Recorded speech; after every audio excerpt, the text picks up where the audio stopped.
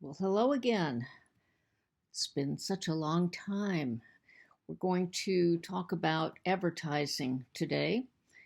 And so we'll start way back in the beginning, at the very beginning of advertising, which was around 3000 BCE in ancient Babylon. If you're looking at your advertising PowerPoint, we're on slide one. Sorry about those extraneous noises. In ancient Babylon, shop owners hung signs with pictures only. Uh, it's kind of reminiscent of what we're going to see when we get into the Middle Ages, but also pharaohs identified themselves on their temples um, and with carved cartouches on limestone, as we see in this picture here. And then, like I said, we get into the Middle Ages where there's a literacy problem. People can't read. So business would hang up signs with just images. For example, we have this circle with a boot in it. This was a cobbler, someone you could go to and have shoes made for you. And then we have a mortar and pestle for the pharmacist.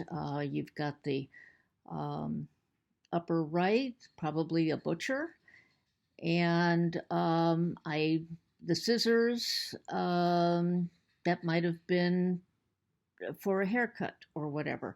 The guild system began in the 1200s in Europe, and this is how people could show off to others um, that they belonged to a particular profession, and because they belonged to the guild system, they were better than others. In other words, they had enough money to join the guild system. Um, so we have a general overview here. Advertising has not always been as glamorous as it seems to be in this day of mass media in America, or as we saw on TV with Mad Men. Believe it or not, I didn't watch that whole series. I'm going to have to go back and watch it, but that was in the golden age of advertising in the 50s and 60s. Um, and the most reliable source of advertising in the old days and before print, and probably today, is word of mouth.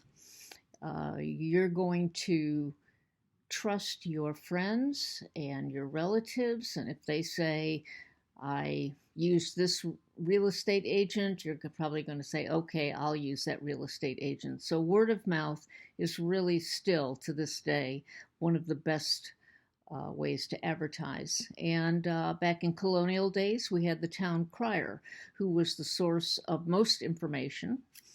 And yeah, we're still going here. And this was one of the early ways that people advertised, with flyers and handbills and even newspapers, as we learned.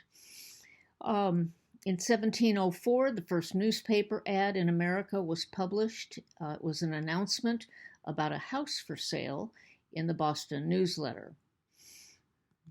And of course, Benjamin Franklin, as we learned, in 1729 began the advertising tradition in America through his Philadelphia Gazette. It had a full page of advertisements. And if you'll recall, he was the one who realized that this would be a great source of revenue because publishers had a lot of trouble staying in business, being able to afford to print their papers. So advertising became that great way of having a revenue stream. Ben Franklin also started a magazine advertising in 1749 with his General magazine. We've got a nice little picture of the state of Pennsylvania here. And the first successful newspaper after our founding as a nation was in 1784, also in Pennsylvania, and it was even called the Advertiser. As you may know, okay, I see this is stopped.